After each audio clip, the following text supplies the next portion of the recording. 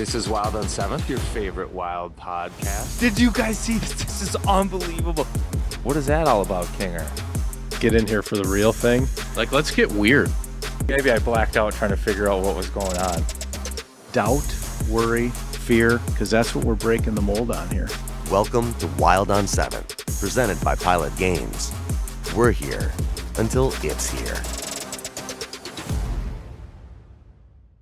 All right, welcome back to another episode of Wild on 7th. We got a big show here today, a lot on the deck. I mean, it's preseason hockey. You're always kind of sitting around waiting for things to kind of get thinned out, so to speak, and get into the more serious hockey season. But we've got an old friend in Scott Burnside joining us here early. We're going to get to Marcus Foligno, who we got a couple questions for, a nice interview. But again, this is all brought to you by Pilot Games. Always thankful for the sponsors. Bringing back the old crew, we've got Aquarius Home Services, Wild Construction, Jimmy's Salad Dressing and Dips. And Karen, why don't you hit us with the new one? Who else we got on board here? Yeah, Cub Foods is coming on board, your hometown grocer. And what I like about it is, if you think of Cub Foods, right, they're on PJ Flex headset.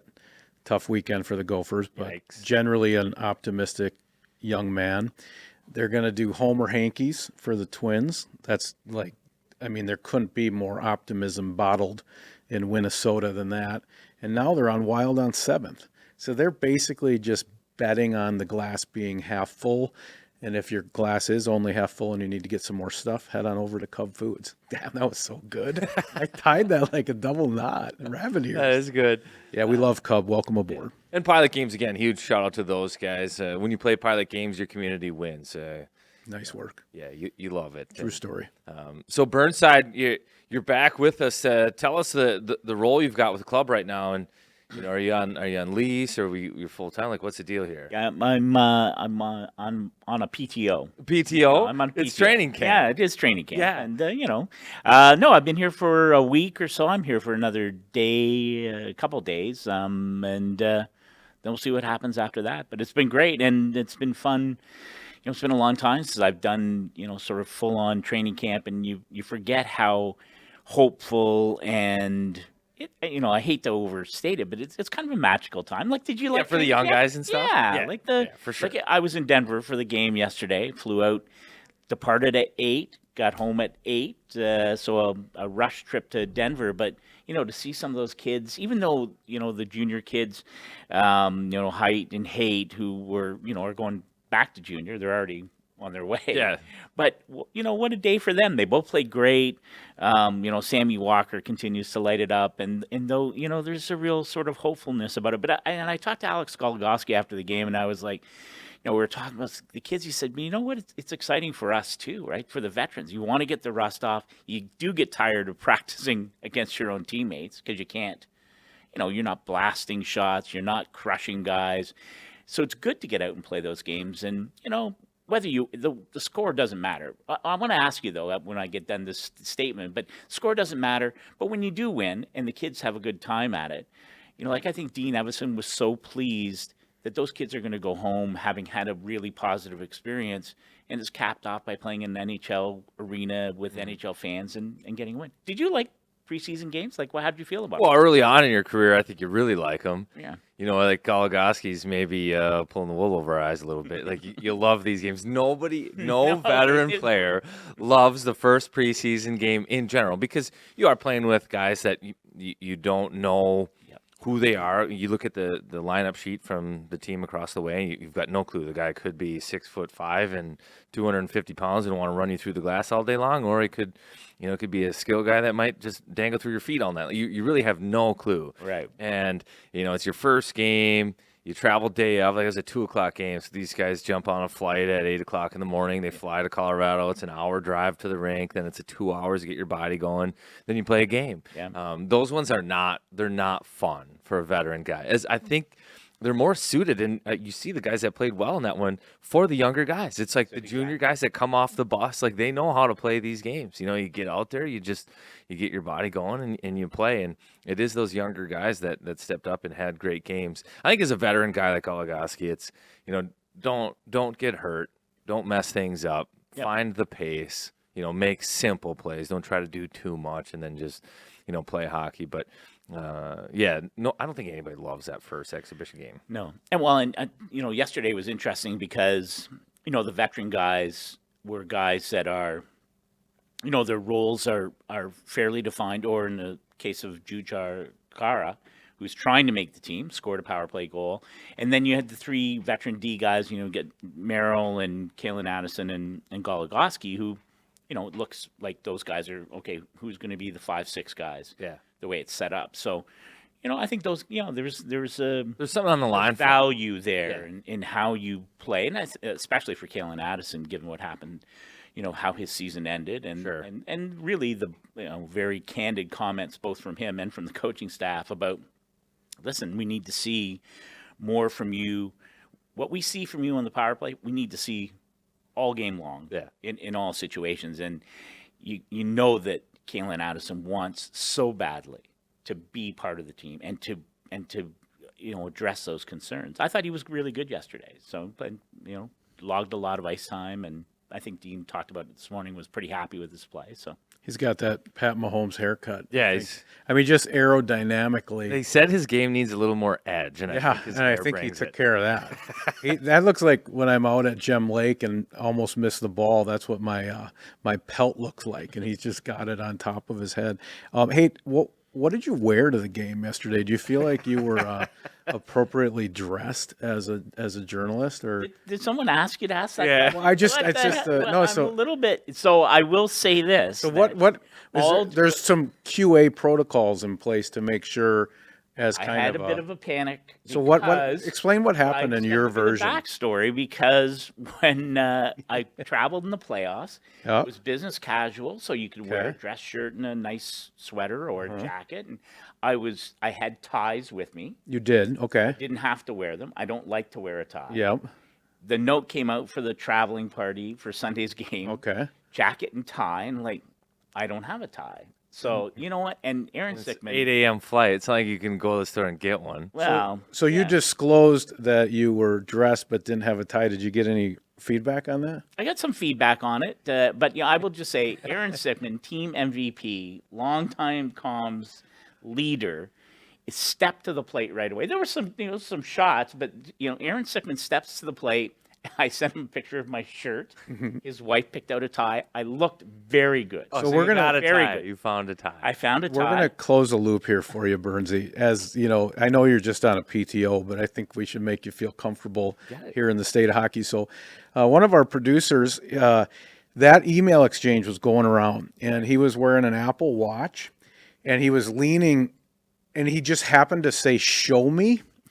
And it picked it up on his Apple Watch and emailed you that. So for our listeners at home, Burnside says, all I got is I got a jacket on, but no tie. Mistakenly, one of the Wild producers is just stepping on his Apple Watch and says, show me, to somebody else. So Burnside just gets a text, show me, and then proceeds to send a photo of his outfit after he gets in the right lighting or whatever. So I love that. I mean, be careful with those Apple Watches, folks. You never know what they're going to pick up. So it's good to know that you passed and I did the have test. the tie, and because I didn't want to, you don't want to, you want to be. Have you ever? You don't want to get caught in Billy's crosshairs. The only one that's going to say something is Billy G. Oh my gosh! And you don't want to get caught. Oh well, no, because there'll be tire tracks all over you. Yeah, exactly. I want to ask you though, in your career, do you ever go on the road and forget something critical? Like, did you ever show up and go, "Oh, I've misread the dress code," or did you forget something? Like, no, I don't think I ever have. And I couldn't in Jersey because the dress code was all the time. Yeah. So when you got onto you had to sleep in a tie, right? Basically. Okay. You could, if you ever left the hotel, you had to have your tie on. So it was get on the plane, off the plane, everywhere, hotel, anywhere. You're at dinner, like you're dressed full suit. That's the way Lou likes it. Hey, did they serve cake in Colorado yesterday? Because by all accounts, it was an Edina Palooza. Okay, so we got Sammy Walker, damn near has a hat trick. The kid who scores. We got to talk about that. Colorado, Bowlby is an Edina kid. He scores a goal. Let's count the Letary as a nanny-ish Edina kid. I mean, it was just there should have been. flowers on top of the cake yesterday. It looked pretty delicious for the Edina folks. Fogarty's in the lineup. He's an Edina kid. So what do you make of Sammy Walker? I mean, how excited should we be about Mr. Walker? Oh, I think a high level of excitement, right? Like I think we just got done talking to him about this very thing, so it was interesting. I don't think if everyone stays healthy, he's not going to be in this opening day lineup. There's no money. There's no money. He makes like $874, and it's too much. Yeah, and I think there's a bigger issue on Kara. What you do with him as well, but the way it's set up now, the lines are locked in, right? And then unless there's an injury, Sammy Walker is going to be in Iowa to start the season. But Dean Evison talked about it this morning. What you prove here at camp isn't about, I'm going to prove that I'm going to be playing against Florida on October 12th. Well, what you're proving is when the inevitable happens and they have to call Brett McLean in Iowa and say, we need a forward. And right now, like Sammy Walker's, he's top of the list. He's at the top of the list. And he's still young, and I think he's got a really good attitude about being consistent, doing it all the time, and then when you do get that opportunity to continue to do it up here. But boy, the rookie camp, he was outstanding, and he was really good last night. Could have had the third goal. Makes a selfless play to pass off to Letary on what turns out to be the game-winning goal. Yeah. But yeah, really good, smart player, and he's come a long way. There's something like freeing about knowing when you go into training camp that you're kind of in a tough spot and you can't make the team. Like you're boxed out. Yeah. So you just go play. Like you're out from underneath the pressure of having to be good every night. Like everything's riding on every shift. You can just go play. And then there's also, I always felt that there's a competitive advantage for some of the young guys because they've had 2-3 games in before that first exhibition game. So those guys are kind of like they got a leg up. They got 2 periods on you, like third period, everything should be settled down, but they've got a little on you. Well, Sammy Walker, I think he's good buddies with Brock Faber, and if you recall Brock Faber's comments at the end of last year, it's the most important offseason of my life. And, he's training with Sammy Walker. Sammy Walker has come out and shown that he took the summer seriously too. Great rookie tournament, doubles down, really good first game. But let's talk about it for a second because Sammy Walker is not going to be playing top PP these minutes to score these goals like he is in this exhibition game. But always proven, and this is what's hard for young guys, is that you have to show what you're capable of, then you have to continue to do it over and over and over again. So he got like one check on the good side of the box or the ledger there. Like, he can score goals. We know that. He's a good skater. He's quick. He can turn. He can help us on the forecheck. He can do these little things. But is he going to be up there on power play 1 on the back door scoring a power play goal like he did last night? No, he's not. Most likely he is not. Yep. At least yet. He's going to have to check a lot more of those boxes on the right side of that ledger before he's on the power play in that spot. Same with Jujhar Kara. Yep. Like he's a fourth line guy, and that's what he's going to be. He knows that. We could sit him down right now and ask him. He's going to say, "I'm going to play the fourth line. That's my role. That's my ceiling, and I need to be good at it." Yeah. Now he scored a power play goal, and he did it in a way that a fourth line guy has to score a power play goal in an exhibition game. But all these roster hopefuls stepped up and were good in elevated roles, which is a feather in their cap. It's not easy to do. At times when I would be later in my career and I'd be on the power play for these exhibition games, and I'd actually be mad at the coaching staff because it's like, guys, I'm not playing the power play. I actually don't care. Like, I'd rather not be out there, because no matter what I do, it doesn't matter. I'm only going to make a fool of myself trying to do something I can't. And maybe that's what the coach. And even if it's good, it's like fool's gold. It doesn't right? matter. You're not. It truly doesn't matter. Hey, will you guys tell me about this Jujhar Kara? That's how we say it. So Jujhar Kara. I know nothing about him. I played fantasy hockey. I don't recognize the name. And there's an interesting backstory here. So what, for Wild fans, who is this guy? What's he trying to do? And what's his kind of backstory? Well, he's from Surrey, BC. Yep. A big guy, skates real well. I talked to somebody. He played in Edmonton to begin with. Number 6'4". Yeah. 212. Yeah, so he's a man. And he moves real well. He's not afraid to to mix it up. But he's had injury problems, and he's had a series of concussions that were real problematic. He played the last couple of years in Chicago, but was hurt a lot. And he talked about it when he first got here. He changed up his training regimen, and he knows the knock on him is the durability issue. And because if you're a big guy who kills penalties, plays fourth line minutes, and your role is to mix it up and to be that guy, if you can't stay in the lineup, and the concussions are so serious, that he understands that's why he's on a two-way, and he described how unsettling it was to go so late in the summer without a contract, without a plan. He still loves to play and wants to be part of this team. But boy, and I think he's been really impressive. And Dean Evison and the coaching staff have been very complimentary of his play and what he's done, and all the things that he brings to the table. Is if he plays on this team, he's going to play fourth line minutes. He's going to kill penalties. He's going to be part of the identity of the Wild. Right? He's going to play with some grit, and I think he's shown that. But it's like Sammy Walker. There's no room in the inn the way it stands now. Like, I don't see how they can keep him for October 12th, given the cap limitations. I think he's got a leg up on everybody else. I think when you look at what he does, and but Connor Dewar and his faceoffs from the last game are maybe not a good sign for Kara's probably spot on goal. Yeah. Right away, because that was going to be that was the spot. He's going to be a fourth line center.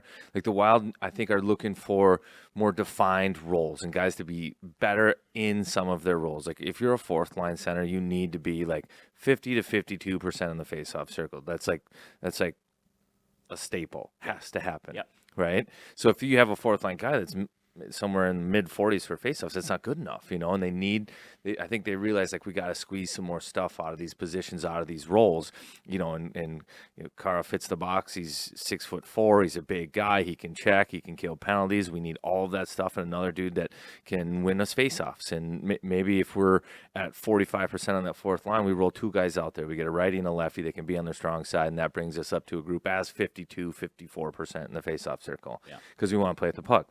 That's going to be his job, right? And Dean Evison talked about it this morning too, where Connor Dewar was challenged last year. Like, hey, this is your role. This is kind of where you slot into this team. We want you to get better in the face-off circle, provide value to the club there, and then you'll be an every night player. And he came out, and how was he? Oh no, he's outstanding. What was he? 14 of 19? Yeah. Wins the draw on the power play that leads to the Kara goal, right, off the Goligoski shot. And you're absolutely right. And I think that's the interesting part about this team and maybe the evolution, because I think if you're a fan, you're going, same coaching staff, pretty much the same lineup. How are we different? But I think it's the focus on, do you really need to do these things? And do them well every day. And if you can't, then we'll find someone that who can do them. And I think that's, that, and I think you're starting to see it early on. Dewar's a great example of that. And I think the physical changes, even though he's mainly not going to be here, but Sammy Walker is, he spent the summer here, worked out, as you mentioned, with Brock Faber, and Brock Faber's way bigger. I saw him in the hotel. He's staying in the same hotel. He has become a very imposing figure. And that's in the short period. That's 6 months or whatever it's been. So you challenge these players to do things, to get better, to, physically, focus on different parts of their game, and then you see if they can do it. But I think that's it. Going back to Kara, it will be difficult, because Dewar seems early on to have done the things they've asked of him that would keep him in that lineup. Right. And then you get to these final roster spots, and then management, they've got to gamble a little bit on who can get through waivers at what time, because we want to protect these assets. We like these guys. If we send Sammy Walker down and he's waiver exempt, then that's the guy that has to go. Yeah. If they think that maybe Kara has a good camp and somebody might pluck him at 775, then, maybe they got to keep him. Like, there's all these little decisions that go into it too, but the play at the end of the day does matter quite a bit in terms of the value and what they think and what. So you think he has a leg up? So what does I think he's got a leg up. What does that mean? So Walker's boxed out. He's the top guy in Iowa, ready to jump on the jet. Well, let's also think about Walker for a second. So if the roster spot is a fourth line spot, Sammy Walker isn't like your prototypical fourth line player. No. So it's almost a disservice to have a skilled guy that can score 3 goals in an exhibition game playing a fourth line role 10 minutes and just say, you play straight lines, go up and down the ice, use your feet and check a guy. It's not great for Sammy Walker either. In some regards, Sammy Walker needs to be like, hey, if I can go play in Iowa, like I want to be in the NHL really bad, but for me to be the best possible player I can be, if I was the place, I want that. Because he's 24 years old. Isn't it better for him to be playing 20 or 22 minutes a night in Iowa and playing first PP, and maybe they asked him to kill penalties, I don't know, but playing those roles down there, as opposed to playing 6 minutes, playing with with Pat Maroon and Brandon DeHame or whatever, or with Connor Dewar. So totally. Yeah. So I think those things are good. And that's, and the other thing is, because the cap situation is so tight, that the team will also, will they have a shorter roster to build cap capital early on? Yeah, like not carry 23. Yeah. Yeah. I think just for wiggle room. Yeah. And and that makes it harder for those guys. And I think that's the interesting thing. He's on a 2-way deal, but he's got NHL experience. He's got size. If other teams have injuries, will you lose him? Mm-hmm. And my guess is that they wouldn't want to lose him. So that's sort of the other juggling part of it too. I think he's been a really nice fit. He's a really super nice guy, and he's very thoughtful, and how much he wants to be here. So some of these guys, it would be wise to take up a residence just halfway down 35 on the way to Des Moines. Like, where would that be? I could be there in 90 minutes. I got an Airbnb 78 miles away. South. So you've been here, you've been digging in. You're a professional journalist despite your lack of wardrobe on occasion. What are your emerging storylines? It looks like the young Swede stood on his head yesterday in Colorado. As you look at the 23-24 Wild, what are some things you see simmering, Mr. Burnside? No, it's a great question. And Wallstead was lights out, outstanding yesterday. Like, really yummy. He made 3 or 4 really good. He makes a pad save. We were talking to Sammy Walker about it yesterday. He makes a right pad save while the Wild are on the power play, and it's a glorious save. And they go right down, and that was the Lettieri goal. The Lettieri goal, and he went side to side and made a glorious stop. I had a chance to chat with him earlier in the week. He's he's interesting, and he didn't come in great shape last year. He wasn't in great shape when he got here, and he admitted he underestimated the AHL. He said, he'd been playing against men in Sweden, which I think gives Europeans a leg up in some ways that people don't understand, because you're playing in a pro league at 17, 18, 19 against grown men. But he admitted he did not realize how good the AHL was, and it took him a while to get up. But he had a great season. He's going to be real, real good. I happened to be in the draft room when they drafted him. They moved up to get him. The Wild has really, they believe that they got a real good one. So, So the question is, and you asked, I am going to answer your question, but the goaltending for me is so interesting. Marc-Andre Fleury's going to the Hall of Fame. Probably is this it? He doesn't know yet, but it's the end of his contract here. It's hard to imagine Marc-Andre Fleury comes back here, given what we know about Wallstead. And then Gus's contract. Can you retire if you have 10 abs? Fleury still has 10 abs. I don't think you can retire until you don't have abs. He's amazing. He's got as many zeros. He has a lot of abs on his bank account as he does. That abs, dude is so I think he can retire. Unbelievable shape. He's got to take a couple months, go to Sweden, do whatever Jesper was doing last summer. I don't know. That just noted. So what do you is it all about Rossi, or what do you think this year for us? Well, to me, so just on the goaltending, if there's can Gustafson do what he did last year, maybe there's a slight regression. Where's Marc-Andre Fleury at? He talked about it himself. He traditionally has not started the season well. The team needs to start better. So, the goaltending off the hop is going to be an interesting story. Rossi is a huge part of this too, right? I mean, this is a team that should be, in my mind, should be a top 10 defensive team, goals allowed with the goaltending, the way they play. So I think they're a top 10 defensive team in terms of goals allowed per game. Your scoring has to be better than it was last year. And Rossi's a big part of that. And he's another guy, again, who spent the summer here, put on 15 pounds, looks now like a man playing a man's game. He's going to play with good line mates. And so that, can he do what he should be doing given his skill set? I think that's because if he doesn't, just creates, okay, so if he doesn't, that's a problem for the team, right? Yeah. Organizationally. Yeah. So. That's why it's interesting. Like, you read between the lines in training camp sometimes, and you can be entirely off with your guesses, but him not playing in that first game kind of tells me something a little bit. Like last year it was, this kid's playing 6 games. Like he's going to log minutes and he's going to use this experience, and then we're going to see what he's got.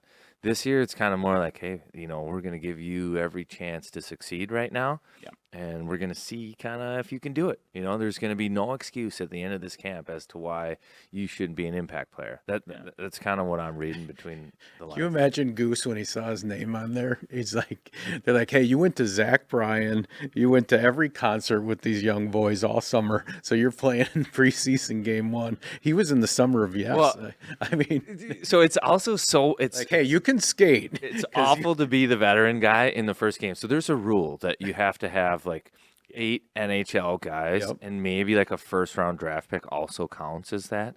But so you need some combination of like 8 names that yep, right? And so you also don't want to be the sacrificial lamb and be the one that has to go to Colorado, or we had one here, it was Penn State, and you don't want to be that guy. He was that guy. Yeah.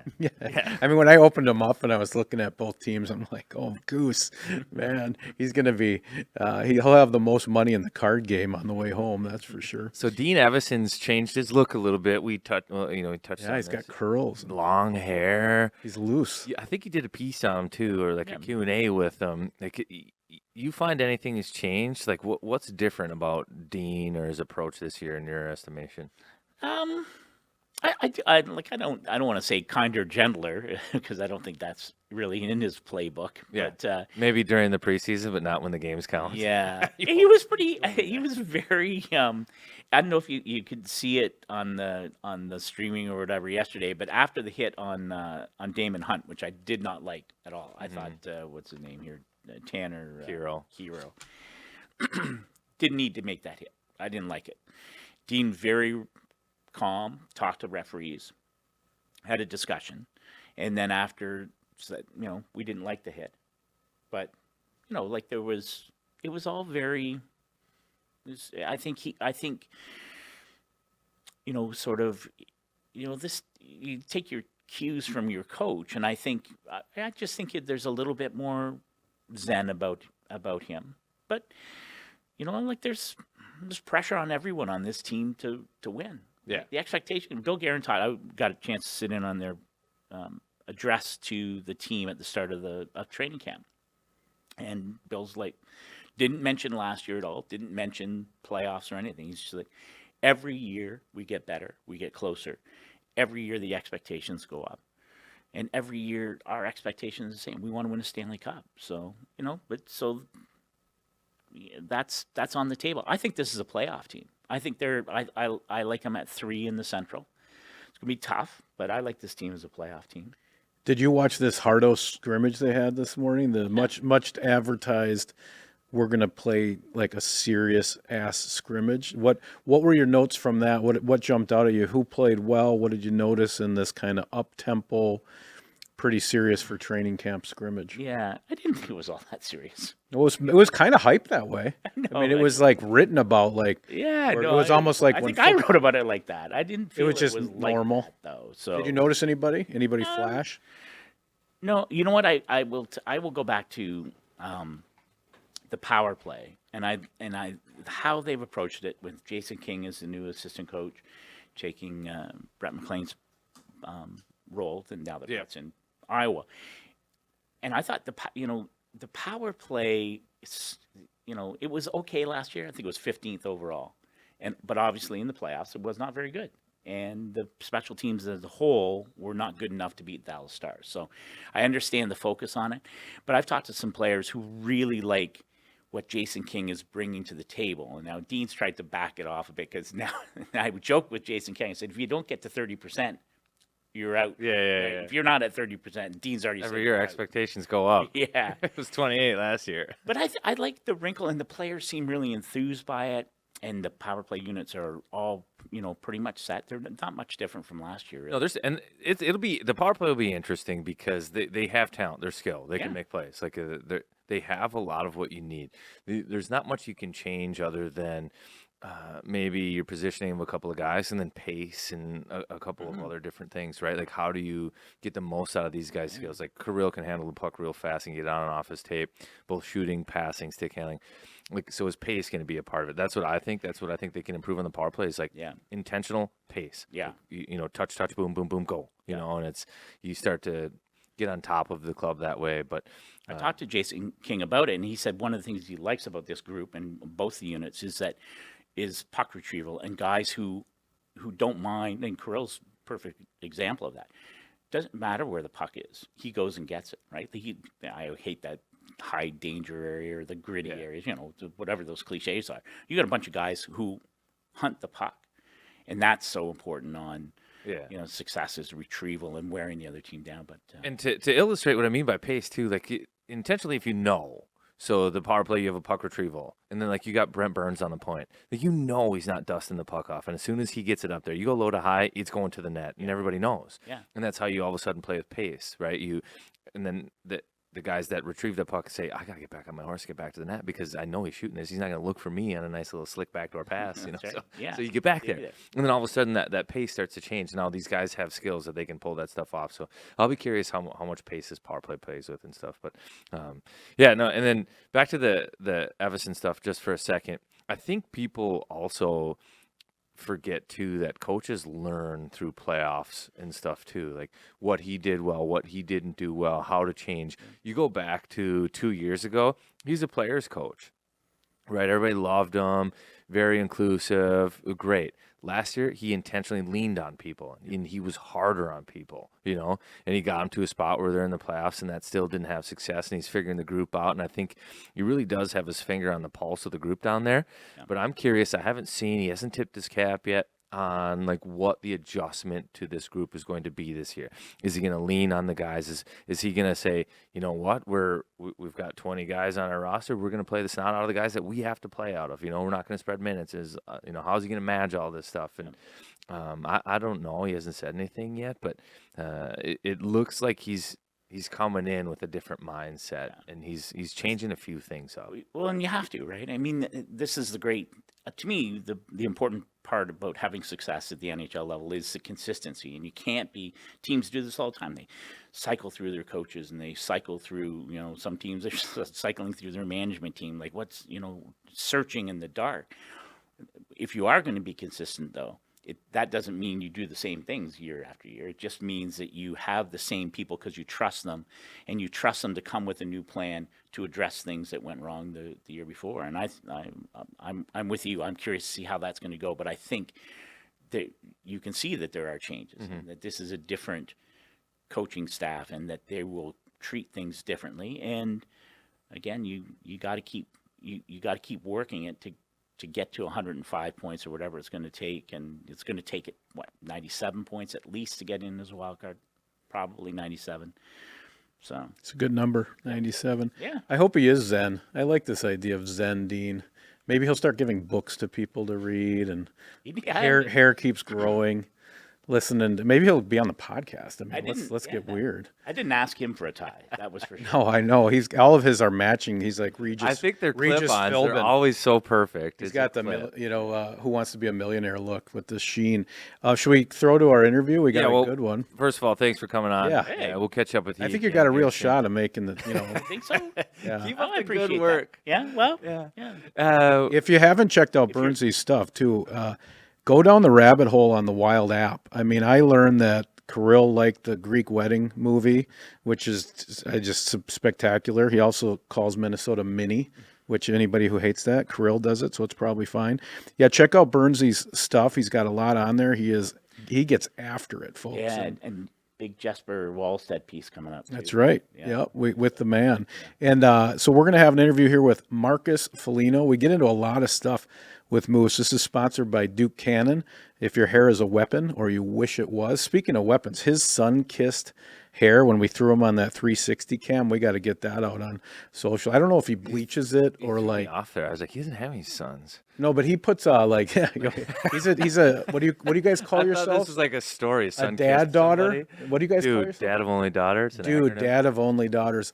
But he does have some nice sun-kissed hair to start the season. We get into the 78s, the New Jerseys. And at the end, I thought we hit him with some really hard questions, like at the very end Yeah. of that interview. Like everything was like comfortable. And then it was like, hey, what happened with the grief line? Yeah. Like, what about the playoffs? And so stick through the interview. I think you'll like what Moose has to say about the game within the game and the playoffs. This is Marcus Foligno, sponsored by Duke Cannon. Back this year to the Wild on 7th pod, Jimmy's Salad Dressings and Dips. This time of year, it's all about the apples, folks. Kartz is an apple expert. He's a fan of the Honeycrisp and the Zest R. But the truth is, you could put any old apple in the caramel dip from Jimmy's, and it's going to be world class. So walk into your grocery store, look for a stack of these Jimmy's caramel dips, and put yourself straight into heaven. That's Jimmy's Salad Dressings and Dips. Don't ya be messing with my dressing. All right, well, it's officially roofing season, and with roofing season comes storm season. And if you were around or had any of that damage, like the hail, some of the images that came through these recent set of storms, man, make sure you don't hesitate. Give our friends at wildconstructionmn.com a look. They've got a great tool on their website. You can go on there, check a hail history map. I don't think you're going to need that. It goes back 3 years. The storms recently should be fresh in our minds right now. But they've also got a retail estimate tool to see what it would be like, how long, how much roofing you need. But they want to help you through every step of the process, and whether that be with your agent, with the adjuster, they want to make sure you get what you need to bring your home back into a place where you can be comfortable with it. They're a GAF Master Elite Asphalt Shingle Installer. That's rare, and you've got to be good to do that. I use these guys. I had some storm damage from earlier this summer. They came out, checked it out. They were very thorough. Freddie Dean, my guy, was easy to talk to. He's worked with my agent. Like I said, the adjuster. These guys, they just want to make it easy for you. They're like the concierge of roofers. But Wild Construction, they make it happen. Check them out, wildconstructionmn.com. All right, welcome back. And with us, we've got, and thanks for your time, a special guest here today, number 17, Marcus Foligno. Hey, listen, it's training camp. We're in the midst of it. What's it like, how many years is this for you now? I think it's 13. 13. 13. 13th training camp. Yeah, crazy. Actually, is it 13? Because remember, did it count when it was like the lockout or like the bubble, like you went right into games? I don't know. We're probably, at 11. Yeah, 11. We'll go there. I've got the Give number me right, younger. 11. No, so training camp, like we were talking the other day, you still get the butterflies getting into a new season, new camp, new guys. Yeah, I do. I think that's the one thing. I think that's like the big indicator when you're ready, or if you're thinking about quitting the game. If you don't get excited, then you're like, maybe I shouldn't be here. But I still get like really excited for day one, and even just like team physicals, things like that. You're just like you're thinking about just getting going again, and even just rolling back into town like a couple weeks before and just seeing the guys again. I think that's when you get excited too. So still get those jitters, and you're still nervous day one, and but then maybe you're able to cool off pretty quick rather than when you're younger and you're nervous for a couple of days in a row. But it's been awesome, and I think there's just a good vibe right now so far with everyone's energy at the camp, and it's been a good start. Dude, camp, like you watch camp out on the ice, it kind of feels like the playoffs. Like everybody's kind of going full speed. You know, The college hockey. it is running around. It's kind of crazy out there. But I mean, is that good? Does it have to be that way so guys get the legs going and kind of skate the summer hockey out? Yeah, I think like yesterday, you're just thinking like you're just worried about your legs. That's it. Like you're Trying not to get worried through about it. your shot. And I'm trying to score. You're like, I just want to get this on net. I want to get back down the other end of the ice. So I think that's the biggest thing. Like your conditioning, you're just worried about your skating and like how your legs feel. So, but guy, like when you're thinking about that, you're trying to absolutely fly out there, and then there's all these guys that are great skaters. So the pace is quick. It definitely tapers in a couple weeks from what we're seeing right now, but it's good. Everyone's excited. Everyone's got high energy, and I thought it was really fast practice yesterday. I think we came off the ice. We're like, I think that was really, really fast out there, but The was a pace good- was fast? Yeah, like I just felt like I looked at Spurge and we're like, I don't know. Usually you come off, you're like, I don't know if that was a good practice, but we didn't hear Dino yell at us, so I think it was a good one. Hey, what's Dino got going on? Looks like he's growing his hair out maybe a little bit. I didn't know. Yeah, I noticed that it's a little bit longer. It's Yeah, it's like almost got some a curls and millimeter stuff. longer than before. Super Hey, long. Dean, everything okay? Well, he used to get I've never seen him every with Monday, a 5 right? o'clock shadow. Like he's freshly shaved every single time I've ever seen him. Yeah. Same with his haircut. It's like dialed. Never a hair like even long. Like he's like a once a week haircut guy. And now it's growing out a little bit. There's like a curl, like there's some curl to it. Ooh, So we're We're gonna just have to. throwing us a little change ball here. we should do a well check on him, maybe. Sometimes you just gotta change things up. You know what I mean? Yep. Sometimes you gotta change things up. There could be a goatee coming. I mean, who knows what he's got up his sleeves? The new Kalen Addison haircut maybe next. That is a nice haircut. Mahomes. Yeah, he does. He is went on for the. it. It's either pro baseball or Mahomes. Yeah. How's it going over with the guys? They like that or? The haircut, The stuff? haircut, yeah. That Addie's rocking? Yeah. Yeah, I think it suits him. It's just- strong. Yeah, it's good. He had it lined It's a up yesterday. statement. Yeah. Yep. It's a statement. I'm watching on Netflix right now. What's it called? Like Swamp Dogs or something like that. It's Oh, the yeah. Florida Gators. Yeah, Tebow and all that. Yeah, it's pretty good. But they're like, it sounds like from watching them that they were really into like intimidating everybody else, like their look and all of that other stuff. And maybe Addison's going with that a little bit too, like bringing it to the room. Like, hey, Yeah. let's Just signed, and he's coming in day one, just fired up, yeah. looking good. So what's it like training camp now for you too? I remember my training camps, like it's exciting the first couple of days, and then you're kind of like, all right, can this get over? You know, it's a 2-week thing, and after 3 days, you're kind of like, at least I always felt like chomping at the bit for the games to actually count. You're like, okay, you know, we get our one game in. That's as a player, I feel like that's what you need is like your one game, and then let's have them count. But it's like 7. I know. That's one thing that would be nice if we could shorten up the preseason games. But it's so much different now. Like you remember doing inter squad games. Like you'd have 9 a.m. scrimmages. Yeah. And there'd be guys like killing each other out there. Yeah. And now we're just doing practices. So like to me, like this is nothing compared to what I'm used to, like what I was when we first came to the league. Like I remember being in Buffalo and like Pat Coletta was running over Thomas Vanek, our best player at 9 in the morning. I'm like, Thomas Vanek came off with like a gush nose, and I'm like, what's going on? It's my first camp. I'm like freaked out coming off. But I just like, it's totally changed. Like we don't even scrimmage. Well- I think we are, but it's not as what it used to be. Vanimal maybe just paid Coletta to do that so that Van could have a reason to That be would out of sound the like- rest of camp. So Something like Van would do. It's like, It's a smart play. hey, so you hit me here, then I'll be done the rest of camp. I can come back the last day and 10 everything. days in the training room. You hear Van's, Perfect. Is but Dean only like it's an hour-long skate. Like I think he likes to have it paced, but Yeah. like training camps early on in my career, they had the 3-hour rule, and we would be on the ice for 3 hours straight. Like It's insane. it would be they'd have 2 rinks. You'd show up. Yeah. You'd practice on one rink. Yep. You'd go to the other rink and then play a game while the other one was resurfaced. Then you'd go back to the one that's resurfaced and then just do like another game, and then finally like a 30-minute conditioning skate on the clean ice once again. So you'd switch back and forth. You'd never get rest. Oh, and then get off and do a full workout. No, they couldn't, but they were on because it was the 3 hours. Oh, is it okay? But they would I would remember just say mixing that it would in be those. optional workout. Yeah, yeah. And if you you're a couldn't young skip guy, it. you're- Yeah. That sounds like the daily schedule of every squirt player in Minnesota. Yeah. Yeah. That's nothing now. I These know. young kids. All the rectangles on your Google Calendar. But I think management and coaches have kind of figured it out. Like, there's no point in burying a guy the first 4 days of training camp, and then you're chasing groins and bad backs and everything else the rest of the way. So it's Unless just you're like, John Tortorella. yeah, yeah. I he saw seems like, that. well, he's like one of the last old school guys to be kicking around. You know, Yeah, he's got just his did his run. death skate. Yeah. It was on social yesterday. Just I don't know how it works. It looks like the scene in Miracle.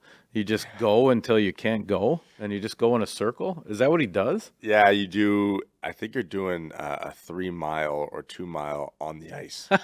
So you do 2 mile off ice at the actual track. And I remember my brother, because he was in Columbus, and they actually went to a track. And in Columbus, it was still like ridiculously humid there. Mm-hmm. So my brother and a couple guys actually passed out on their run. Like, it was that hot. It was like 99 when they were like running that day, and they did in the afternoon too. So like the dead heat, and some guys got like blinded almost as they're running. No And way. Oh yeah, guys like actually stopped running. So, but Torts was like, all right, well, pick yourself up tomorrow. We got to do the 2 mile on the ice. Yeah. So, and it's just I mean, they're always a heck of a conditioned team. Like in Columbus, I remember playing them at the time. Like maybe that's one of the things that they're really good at, and that's what Torts gets going. But I think he's the last guy to do it. Yeah, he's the last They're of the still doing it. Like, Mohicans. there's no one else doing No, this you stuff. know what else used to you just stunk is that like I was a third, fourth line guy, so he'd play like 10 minutes, but you'd be the guy that would have to work all the time and stay after and do the extra workouts and Yeah. and it's like why do I have to be in the best shape to play the fewest amount of minutes? Like, it's Something not- doesn't add up here. Yeah, this isn't right. You know, Yeah. like these guys playing 20 minutes only have to come out and practice for 10 minutes, and I've got to play 10 minutes and I'm practicing for 2 hours. Like, what's going on here? Oh man. Yeah. Yeah, we don't have that crazy.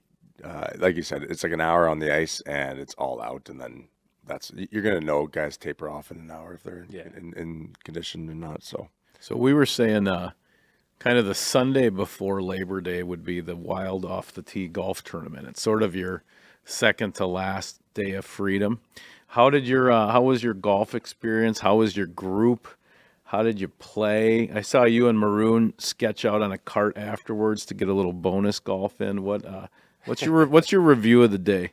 it was awesome. I mean, first of all, weather was great, and then I had a great group. I played with a guy named Rob Gregory and a couple of his guys that he brought. He runs a big dealership down in Rochester, Minnesota. Nice. And great group, a lot of fun. We had pretty good golfers. We were like above average. Yep. We weren't that whatever it was 19, 20 under that always wins it. But we had a great Is day. that seriously the score that won it? Like 20, 19? I think it was 19 under. Yeah, we were like 13, and I was like one of the best charity golf tournaments I've ever been a part of. I was like, hey, we're gonna win. And we look at the score, you're like 7 behind. Like, this is not makes any sense. But you had just you as the pro, or yeah. So that's the other thing is like I played and we had 2 guys. So we yeah. had An extra shot. Nick every Baton shot. and Faber. So we It's get nice to get that we got extra 6. It's like a free mulligan. Yeah. So I mean, and you can buy mulligans. That's right. So you could go low in that. And that was the biggest thing is we didn't know. We the whole day we were like, is it a team mulligan? Like you get 4 team mulligans, so you get So we did yeah. one guy 16 only. shots here, Yeah, like, or do yeah. you get 1 per guy? And We that's figured it. it was one guy. That's what we went with. Yeah. But if somebody was rattling 24 bonus shots off or whatever, that would be something. And then what was it like when I always am intrigued by so there's the regular kind of sponsor round. Then people are in the Adirondack chairs.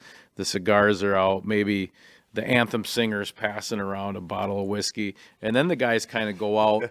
It looks like 12 carts on one hole, and maybe they're gambling. I mean, that looks like the real stuff when you go back out. It rained a little bit.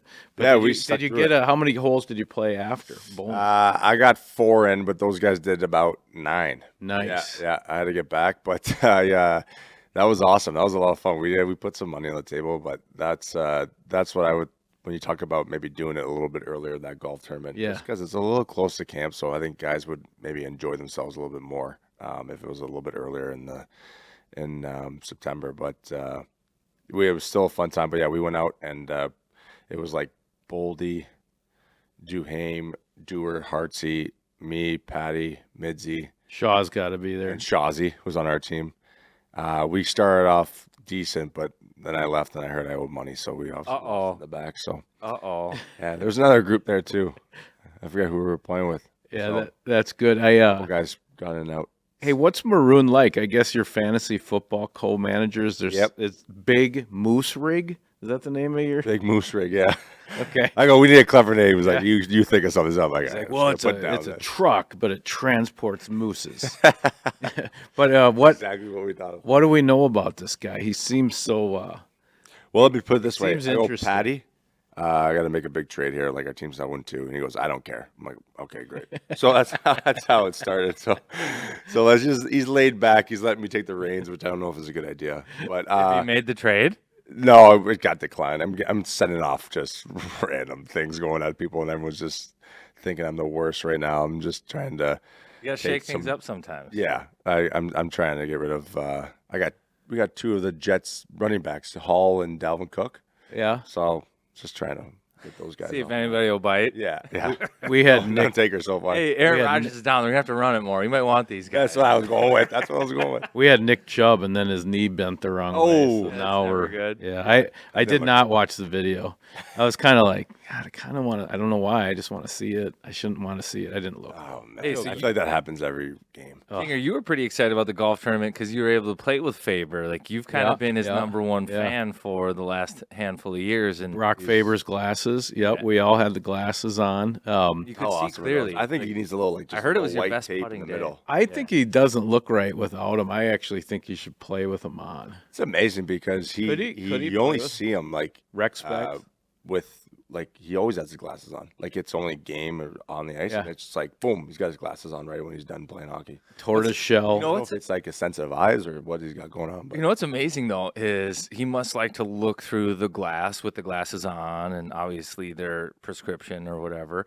But then he goes out on the ice and he will not look through his visor. Pay attention to how Yeah, he it's wears up it. here. Yeah, so he does the. You know how you just push the visor up and then the helmet's like basically on your backbone back here. yeah, You're just looking like this with the face up the whole time. So he has the visor on, but it's basically covering his hairline.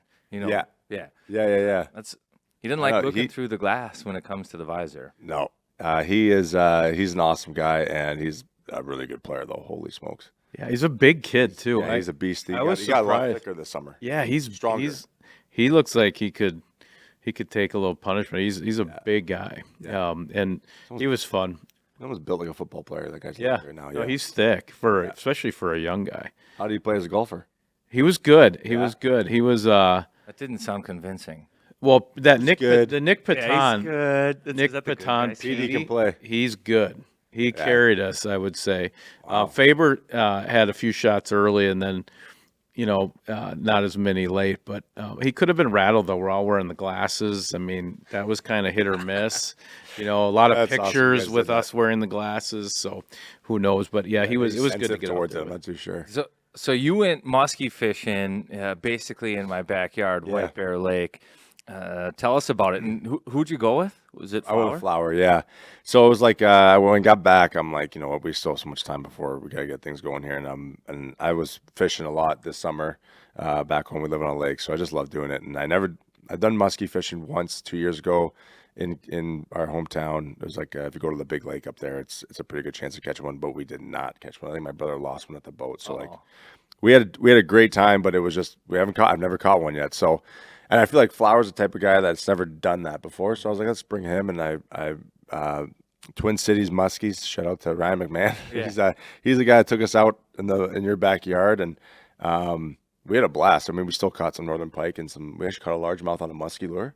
That's kind of fun. That was crazy. But we saw 2 to 3 muskie approach the boat, but just said, nah, screw you guys. Yeah, No beginner's luck here. How did Flower handle seeing the shark of the fresh water? Yeah, he actually he like freaked out. It was hilarious because there was one I casted and I reeled in and then it just stopped and stared at a boat. So it was like we could have jumped on it, and he hasn't seen the first the guide Ryan. He had the first one that followed up, but Flower was kind of in the front of the boat, so we didn't see it. But the second one that I had, Flower saw it and he was like, "Holy tabernacle!" Like he's like, "That's it." I'm like, "Yeah, this is the thing we're trying to catch here, man. These things are sharks." Yeah, and so.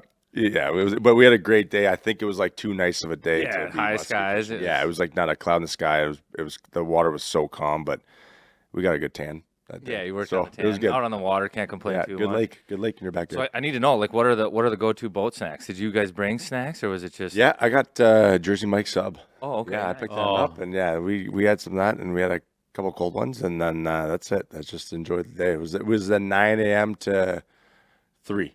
What do you go for at Jersey Mike's? What's your move? I go to the classic Italian one. Yeah, it's Mike's and way, like the like after turkey, for I your guess- dad.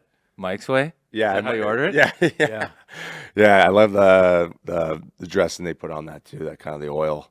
Man, we've seen a lot of we've seen a lot of changeover in the sandwich space, right? So Subway was good when we were young, and then Jimmy John's smoked those guys, and now Jersey Mike's is the king. Yeah. They got the belt.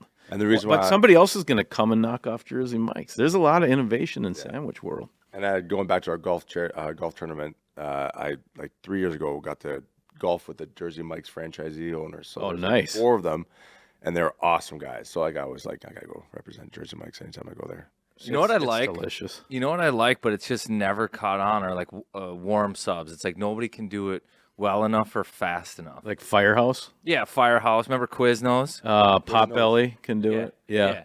Yeah, it's a little, it's hard with hot ones. If you want to take over the sandwich world, it has to be cold sandwiches. Yeah. But back to White Bear Lake, the best sub out there is probably Cup and Cone. Yeah. I don't know if you can beat it. You need to try the buffalo chicken at Cup and Cone sub. Next time you're in here, we'll bring you. Although they close after Halloween here. Ooh, it might be a little rotten. Yeah, we'll put it in the fridge. Yeah, we'll have it. Funny We'll too. freeze it. We the guys like you need polarized glasses. So Flower forgot his sunglasses. So we actually stopped in at the, and then we also had to pick up a license. But there's a White Bear bait shop. Oh, the guy- bait? Yeah, but the guy that we walked in there, the guy didn't look too happy that we were. I don't know. It was really in the morning. We're like, we need a license. We're excited. We're excited Yeah, to yeah, go musky fishing. He looked just like, oh god, these like- guys. What time did you start? We started like we got there like like 9:30. Oh, okay. It was a little bit too late. I guess you want to go early musky fishing. So Well, you're trying to catch the majors and the minors, right? Of the moon. yes. Which he told us all about that. That Ryan, our guide, he Yeah. was like, "Yeah, 12:20, the moon is right above us, so we're gonna go back to this spot." And sure as shit, that's when we had a follow up. Yeah. Wow. No, lunar tables were a big part of musky fishing. Right. So this fishing guide is tied into the moon and what it's doing? Oh yeah. you Yeah, got it's insane. It's your intense, this majors fish, and man. minors and moon phase and Wow. and Yeah. what times they are. Mercury rising. Yeah. That's cool. I got to meet it. Should we? I want to. Mercury retrograde. I think that's something. That's- Speaking of retro, what a segue. Yes, good job. Thank Hey, you. So we got this. This is like not. I would think the unboxing would be a little better. This than is unbagging. It's like a Dayton's bag from the 80s. This is how So- I wrap my Christmas present. Hey, we got Yeah. a New Jersey. Hey, honey, here you go. By the time you hear this New Jersey would have been unveiled, I guess, a couple days ago. But these are they like you to call them the 78s. Let's take a look at this. I'll hand. Oh, it. it's, you got the he's mine. got his. Oh, it's actually you, and it's signed. Oh my gosh, that makes it look better looking. Is that your signature? Did you do that? You think? Does that look like that you? is you me, yep. authenticate that, please. Wow. So What's cool I like about this is the patch though. The oh, captain's they patch. added the Minnesota. And now, did I see they the got red this. line has Minnesota shapes on it now Yes, at, it at the does. X? Did that not have that before? I don't think so. God, we're Then we getting got this patch here. soda, a little state of hockey patch on there. So this is what John Maher, the Roger Godin in training for the Wild. This is what he told me.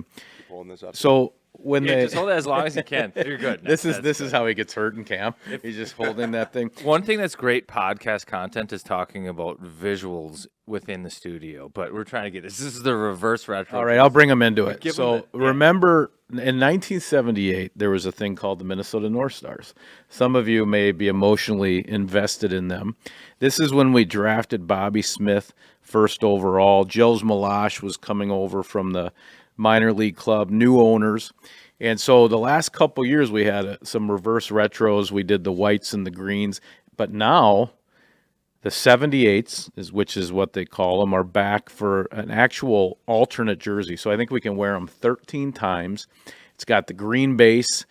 It's going to bring all the North Star feels and still bring in the Wild into that, I guess, emotion too. So I love them because it kind of gives me my Dino Cicerelli remix Foligno, it gives me all the stuff I like from the history and then the new stuff. So I think fans are going to be stoked. That Minnesota patch is sweet. Yeah, for the captain. Yeah. Yeah, that's big. Yeah, it's nice. Speaking of leadership, let's pivot into hockey because I mean there is we had Matt Dumba who was a leader, a big personality, and even some other big voices in the locker room. Kind of they've moved on, and we've heard of Patty Maroon coming into town, maybe filling the void a little bit, but. What's it like down in the locker room now? Like, do you have to drum up energy? I mean, it's early in camp and stuff, but as a leader, like, how do you handle like a changeover in personnel like that? Yeah, I think it's tough when you lose a guy like Dums. I mean, it's he just provided a lot and lots of team, community, everything over the past I think 9-10 seasons he's been here. So I mean, it's you're replacing a big guy like that, heart and soul, and I think just. You get like what happens is there's opportunity now for someone else, and I think that's where people flourish in that. When they're given a chance, you'll see someone pop up and take on that role, and I think that's what Is it quiet right now? I mean, no, not really. I think it's pretty much the same, but you'll get to a point where stuff like this happens. Is the same thing that happened to me. Like you get a role and then. You get a little bit louder and you become a little bit more of an important player to the team. I think it's just like it wouldn't be in that position if it wasn't for guys moving on. Yeah, you got to clear the runway to be able to take off. You get lucky and you just hope that someone, you give if it's guys like Brodin and Ecker and Zuccarello, the guys like that, Kaprizov, like there's more opportunity for them to be a leader now when someone like that leaves, and you don't have to be pushed into that role, but. Guys can maybe show their true colors in that sense if they're given that opportunity. So I think that's what's exciting is we're going to maybe see someone step up and provide more that maybe we haven't seen before. And we got a lot of great guys. I mean, even with myself and Spurgeon and Dums, like when we were here together, it's just there's so many guys that talk and communicate and provide experience and can push each other. So we got a great locker room in that sense. But I think I'm excited to see who's going to be the next assistant captain in that sense. But I think you got a lot of guys that are going to maybe grab a little bit more of a leadership role this year, which is going to be exciting. So I want to do a wellness check because if Matt Dumba was Batman, Jonas Brodin was Robin. Yeah. So how's Brodin handling, being the big man on campus now? Like he's got no Dumba with him. Yeah, I know. I think I'm excited to see it. I think that's what Broads is an unbelievable defenseman. It's just you always saw him and Dums as a kind of tandem. So like it's going to be weird seeing him with someone else, but I think it'll be good for him in the sense of just him understanding that he's counted on and a little bit more and more responsibility. And really, I think he's one of the best defensemen in the league. So we'll see what it's like. I don't think you won't hear that. Jimmy and then from Dums and then his little laugh. Yeah. So that'll be interesting to see who can connect with him on that level. But Broads is going to be the same guy and same player for us. And if he has a little bit more responsibility, then maybe it's good for him. Well, and he's got to maybe be Batman to Faber. If maybe they flip that role and get the weird warm up going. And I don't know. I hope that's what happens. Is he just puts some jam on the young kid and and starts calling him Jimmy, or I don't even know. I mean, let's get loose, right? I mean, because that's that common ingredient with Dumba. I don't know that we always saw his full personality, like even on the podcast, but to a T, the guys we would talk to that were almost the most comfortable. Even in this atmosphere, they were always just tight with Dums. I mean, he was a guy that he brought everyone was together. Connected to a lot of the key guys. So finding that void and maybe it's Patty Maroon. He clearly isn't spending much time on the fantasy team, he can focus more on the hockey team. No, he's. I don't care. I think we're going to see his personality come out pretty big this year. So guys will gravitate towards him, and he's been awesome so far. But that's the biggest thing. I think you just at the beginning of the year you try to rally guys, go for lunch, go for dinner, have a couple pops, hang out. When do they pick it and how does it work? Like, I mean, you guys are players, but like, how does the new A happen and when do they announce it and do you guys vote on it? Does the coach do it? I don't even know how that works. What happens is like Dino's brought to our attention, or just with it's open now, obviously because of Matt moving on, and just wanted our input on who we think it could fit that role, and I think it'll be announced here soon. But yeah, honestly, it wasn't like who do you want. It was more like what do you think about this, and then you just give your input, and then they'll be okay. We're gonna make our decision. So I think it comes from Billy and Dean, all those guys, and the coaching staff. But no, it's not put a name in a hat and draw it type thing. Or who do you think you should go around the room, and who you think should be the assistant captain. It's more of just we got a lot of options, so it's kind of going through everything and each scenario. The Minnesota patch on the jersey that almost levels it up. Even if you were a little nervous about it, getting the A with the Minnesota shape on the 78s makes it even better. Yeah, it is a nice touch. I need a little bit of help here because I just committed to coach White Bear Lake's UA team. I don't know if you committed or you were selected. It's a big responsibility. You what team? U10A. Yeah, my daughter's team. U10? Yeah. Nice. Head coach, by the way, Moose. Yeah. How many times a week on the ice? I don't know. Probably. I don't know. Those are things that I'm going to have to try to decide. I think not too much. You might Will you have captains and assistants? That's what I was going to ask.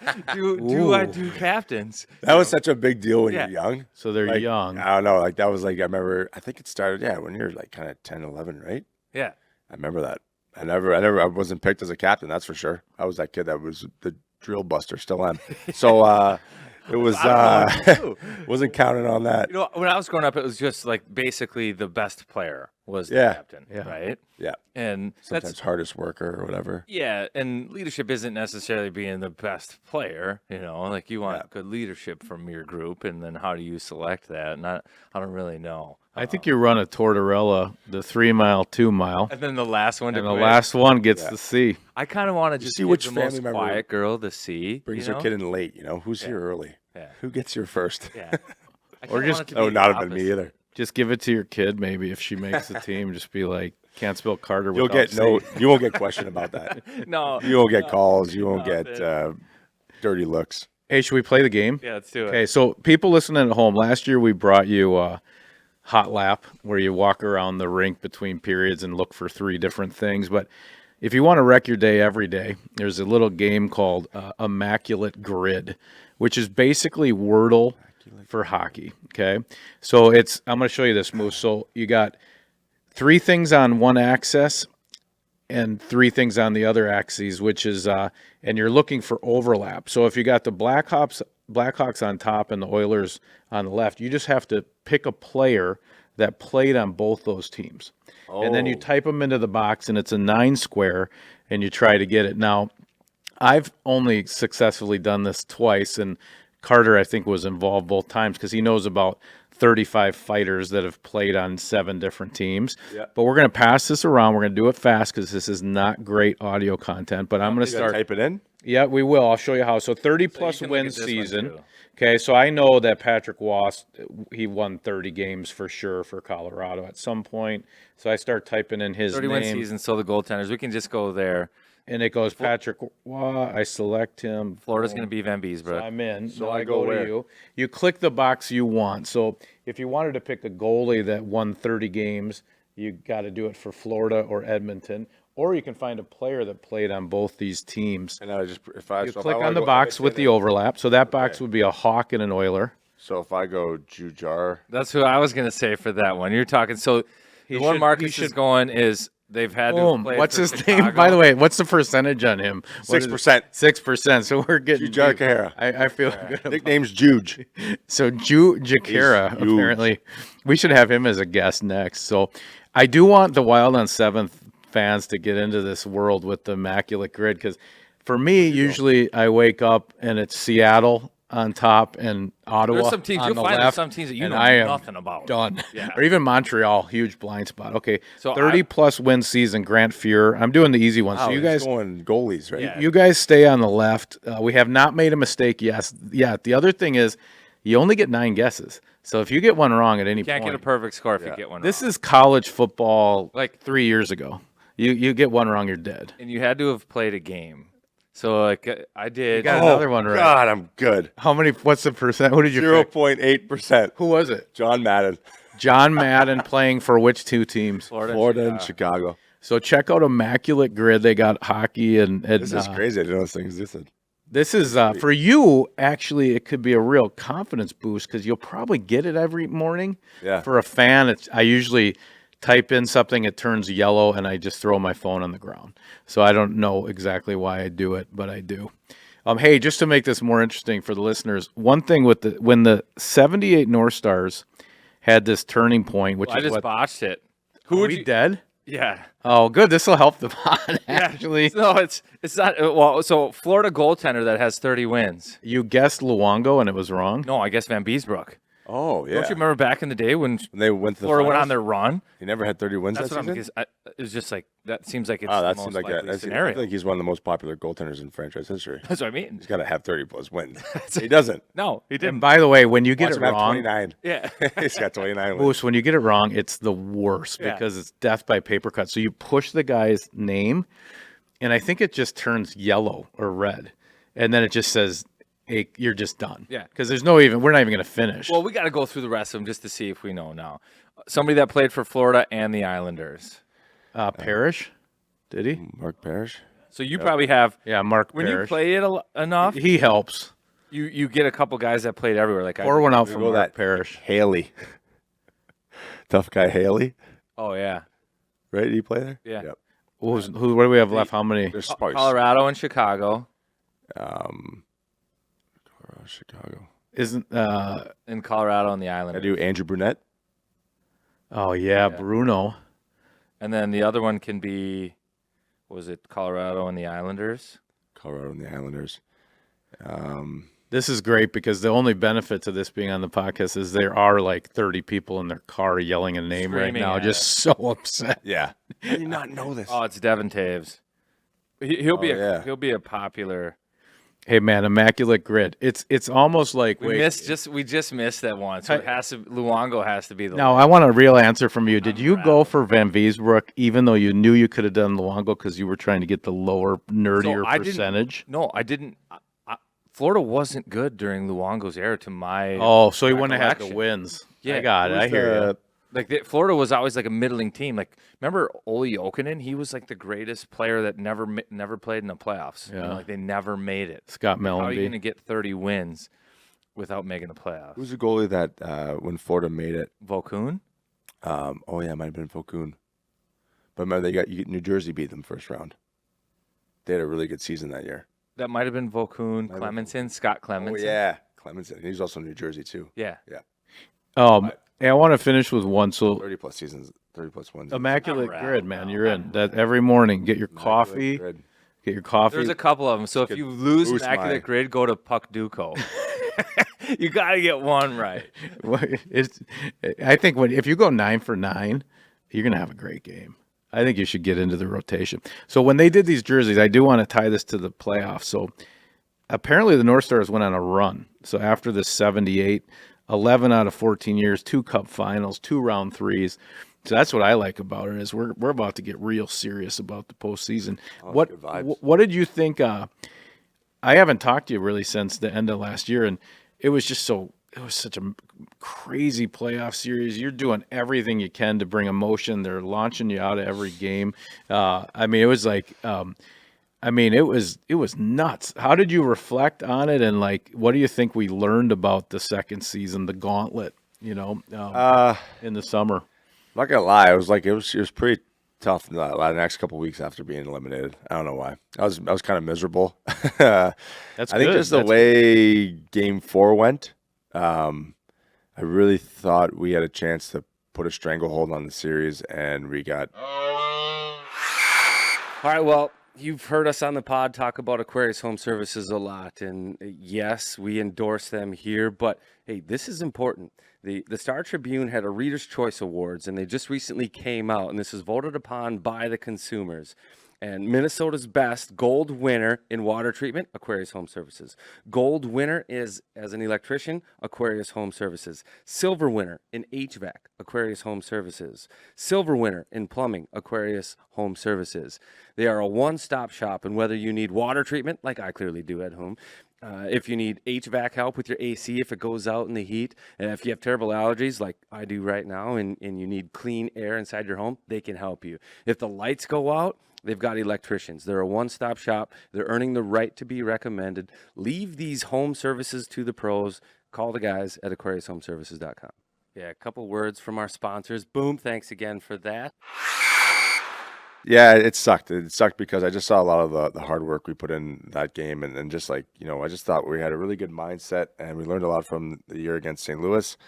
And game 2 against Dallas was not us, and I thought game 1, game 3, and game 4 were really good games by us, and it really could have been 3-1, and that's just. And then I think you look back at it, and you're like, what, this is playoff hockey though. Like, this is what I took from it, what I took from my penalties, what I took from the emotion of it all. I kind of checked myself a little bit and just said, what, it's a game within a game, and you gotta be smart in the right moments. And I think that's what I'm going into this season with, of just trying to control it. And there's bounces, there's things that don't go your way, and it's like, how do you forget about it and just move on as fast as you can? And it's tough, right? Because you're trying to bring emotion in the game. You're trying to rock someone into the third row. Well, I liked what you were trying to do. And you get that interference call in game 4, and you're just like, what the hell just happened? You're just like, I think I touched the puck. I don't understand it. And then and then before you know it, you're getting a tripping call. And then the worst part about it, right? They scored on all those advantages. So you're just really microscoped. And the ref's handing you red cards. But like, what?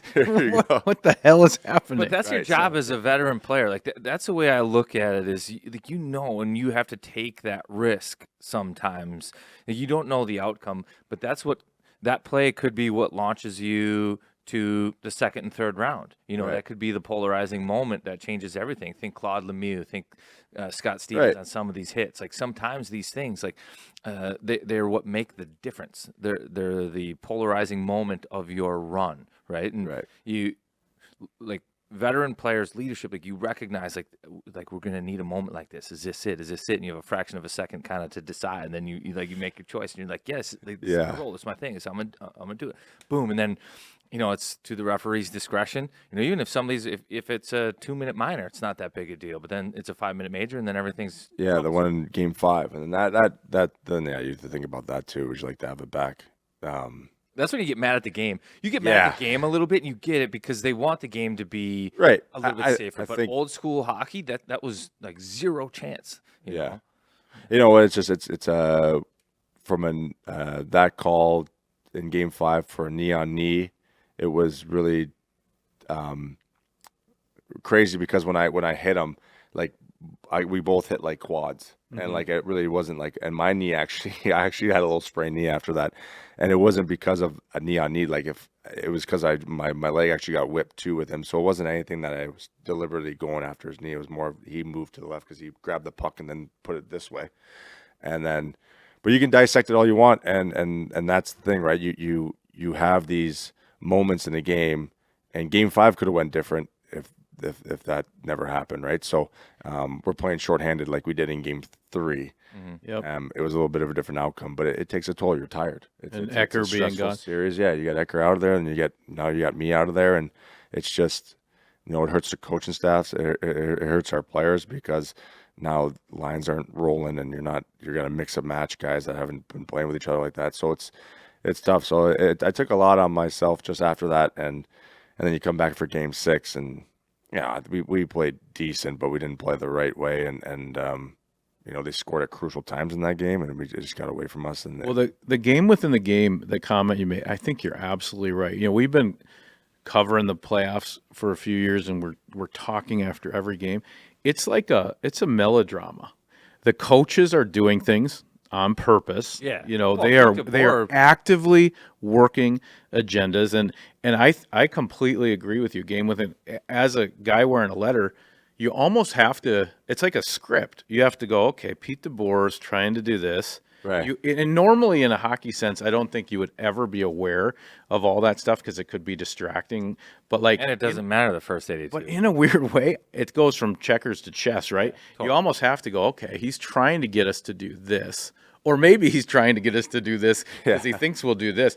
Yeah. And you have to really play offense with all that bullshit, or they dictate, right? And it's There's 100 games within a game. It's why it's so awesome. I mean, even though we didn't get through, the playoffs are like Well, it's crazy too because they're just unbelievable. you just got to beat that team.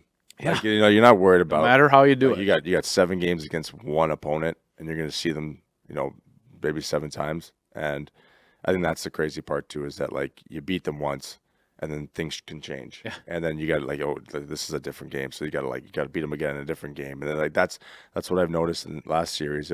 Every game was it was a really different. You had the overtime game in game 1, you got booted in game 2, you booted them in game 3. Game 4 was tight, then game 5 we got booted. Like it was really weird and a lot of different scenarios in each game, and I think that's where you have to like kind of focus in on just trying to be on the attack as much as possible because you got to beat one team and then you forget about them, move on to the next. So that's our goal this year. I got another question, tough one actually. The grief line was maybe one of the best lines that I can recall coming through, like as a group dominant for a long time. And then last year it just didn't have the magic. Like, was there any reason to that, or it just like never came together? You didn't score on the chances. I think. I mean, not people forget, but like Greener had a big offseason surgery, and he's a big part of the line. And we didn't have him for the first 2.5 months, and then he got re-injured again, and he wasn't the same. And that was not. It's not Greener's fault. It's just dealing with an injury like that, a shoulder surgery. It's a little different. And that's what's unique about our line is. It's great when all 3 guys are playing with each other. I know we can plug in someone, but we read off each other so well. So I think that's why when one guy was out, it was a little bit funky and a little bit, not smooth. And then Ecker had to get bumped up, early to play with Kirill and Zuki, and things were changing. We didn't have the greatest start, and I think that just affected our team because our line was a big part of our identity, and we didn't have it clicking. So. I went through some injuries. It was kind of an injury bug last year of just how our line got rolling, and then obviously Greener moving at the trade deadline. It was end of that line. So I think we had a good start in terms of like training camp and the idea of us getting reunited, but people forget about Greener's injury and it takes a while, especially if you miss camp and things like that, to get rolling. And I had the most fun playing with those 2 guys though. Like it was such a fun line to play with. Yeah, you went on a run and it was it was awesome. And now you're with Rossi, and who are you skating with right now? With Jujar, and then but it's looking like me, Marco, and Freddie. Nice. And I really like playing with. I'm really excited for Marco. I think he's taking big strides, and then Freddie and I had a really good chemistry down the end of the last season. So I just think that both guys hard work and can get back to that style that I'm used to playing, and we can benefit each other. You have any personal goals that you set for the year? Yeah, I mean, you always want to. If you're thinking of offensive stats, I think you always want to contribute. I think trying to be around 15 goals is realistic for me, and but I look at it more of like being a positive player, like plus minus, but I think just more of like being that hard defensive line or that player to play against that can whatever the game needs that night for you to win, right. And I think I'm at a stage in my career now where you're just doing whatever you can to win every night and being that guy that can do that. So whether it's the defensive side of the puck, then that's my job. So I think I put a little bit of emphasis last year on like production, and then I think this year it's just like feeling good about my game and feeling good about myself, and in a way of just bringing that physicality and that speed and pace and that emotion in every game. Yeah, you can get behind it. Like if you set offensive goals, and then the first handful of games, like you lose 4 games in a row, and always feeling good. You look at the stat sheet, you got a goose egg. You're like, well, this didn't go the way I wanted. It's like exactly. It's like putting Van Beesbrook in an immaculate grid and wrecking it for the whole team. This is a random question, and it's just like a dart out there. But I'm curious your guys' thoughts on it. Oh, good. I was laying around yesterday and I fell asleep, and I woke up and this is great. They're like, okay, it was like, were you just sleeping? And I said no. And it's like I lie about it for absolutely no reason. Like I don't know why I would lie about. Who's asking sleeping. The kids? Yeah, my wife, my kids. Hey, were you sleeping? No, not. But I actually was sleeping. Like, is there anything that you lie about, like for absolutely no reason? No reason? You know what I mean? Yeah. Like, did you eat the Cheetos? No. Why did you pick that for me? I was just anybody. I'm just curious. Does anybody Hey, else point do at that. that? You can Boy, see it on your fingers if you ate the cheese. We're like, you what is lie. that smell? I didn't do it. Like for whatever That was reason, me. like, were you sleeping? No. Lie. Huss caught me last year in the playoffs. I was Remember that? actually Were you thinking sleeping? about no, this. No, I wasn't. Sleeping in the Just truck. so you're saying like a white lie. Just for whatever reason, like you don't. There's no reason why you would lie about it, but you do. For me, it's Who totally put the milk stupid. back with like this much milk? I don't know. Yeah, did you drink right out of it? No, No. wasn't me. Yeah, I think I would do stuff like that. Like if somebody's like a little kitchen mix up, or you were supposed to do something, and Yeah. I might. The other one I'll do. I do have one. Yeah, the wife isn't feeling great right now, and I wasn't feeling great like 2 weeks ago, so it's pretty clear it's my fault, and I just do a lot of like. It's tough to tell. You know, we've been around a lot of people.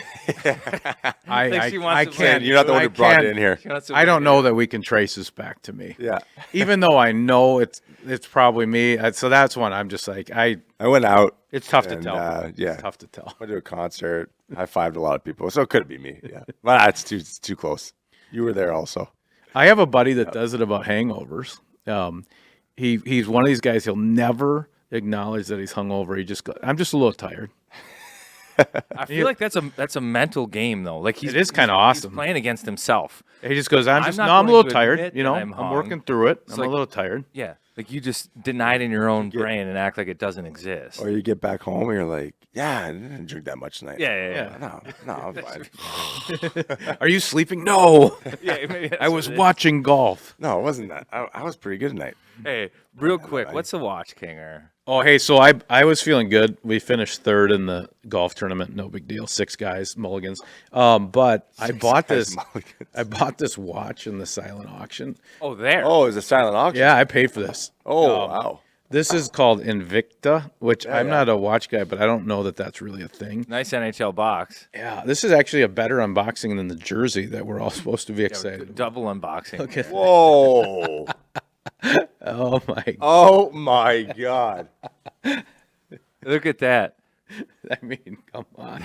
What that might is be this? bigger than the clock on the Like, wall. this is like Tony DeCosta should wear this on the bench, you know? Just like, He's trying to hand you a stick, but he Yeah. can't. He can't get oh, it. my up. God. This is like Marcus ultimate has the fan biggest watch. hands I've ever seen. Just ask my face. And this watch is bigger than his hands.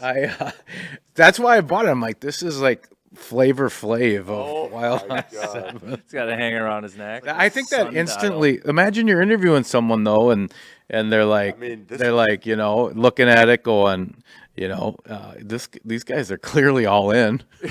Yeah, this is Heavy yeah, as a Rolex. dude, that is the real deal. You got to wear like a suit jacket with the sleeve a little long, and then just randomly every once in a while just feel kick like- the arm out and just let it Like, hang. We're in like 10 minutes into the first, and I'm just in my seats, just like this. You'd be like, you could be like, Get no, 20 let's bucks play for hockey scrap guy. metal. You could get 20 I bucks. could for scrap metal. scrap that. Let's play hockey. I could do like Deion Sanders' kids doing, put a watch on it. Yeah, that's Like you take off what someone's you should you do. take off someone's helmet, you're shaking it, and I'm in the crowd like this. there's someone behind you. It's time. Yeah, I got to think about this. I might leave this in the studio. Yeah, that's a good way to end, right? Can I ask how much you put on that? You know, that's a good question. I think I bought this for about $200, which doesn't seem terrible. I might have been the only After the bidder. weight, it doesn't seem terrible. That sounds like something he's lying about. kind of- Yeah, that yeah. could be a Have lie. to lie, but he is. You're lying about it, but it actually is like $2,000. I actually don't know for sure. I love it. Yeah, I think it was a good purchase. That's good. What'd you pay for that? I don't really know. Tough to say. There was a lot of people there. Well, thank you for your support. Yeah. No, I'm in, man. I'm in. We're As this is called Wild on 7th because we have this vision. I think I'm climbing a light pole on 7th. I think I'm up like where the streets have no name. You too. Like I'm up there. Everything's going crazy. Tom Reed's. It's gonna happen, man. It is. Minnesota is a giant pimple waiting to be popped, and someone's gonna do it, and it's gonna be the ooze is gonna it's be. gonna be just great. It's Yeah. gonna be great, and gonna it's be happening. Flowing down 7. We're learning every Pimple that time. needs to be popped. Twins might do something here too. I'm just throwing that out The longest. there. Yankees are dead. Darth Vader's Who are they gone. playing first round? I'm not sure, but There's like 5 teams they could play. They don't know. Tampa yet. Bay the was one of Twins them, have right? lost 19 straight playoff games. 19 straight. It's the Most in longest any of streak the in major any- sports. Yeah. It's amazing. But we got great pitching. We got Royce Lewis. We got Joe Ryan's hair. I don't know. And how about that guy, Lewis? He's awesome. Yeah, 5 Grand Slams this year? Yeah, just no big deal. Insane. It's coming. Minnesota. Give us time. We got the watch. Put a watch on it. All right, guys. Marcus, we'll let you get back to business. Yeah, probably thanks, gotta guys. jump on the ice, but I thanks got for like the 3 time, more man. hours till I'm on the ice. It's great training camp Yeah, day. thanks for hanging out with us and Thanks for having me. and kick some fun. ass this year. Thank you. We'll do. Bye. Yeah, man, this was fun. Good. Thanks to Marcus. Appreciate you. We're here. Till it's here.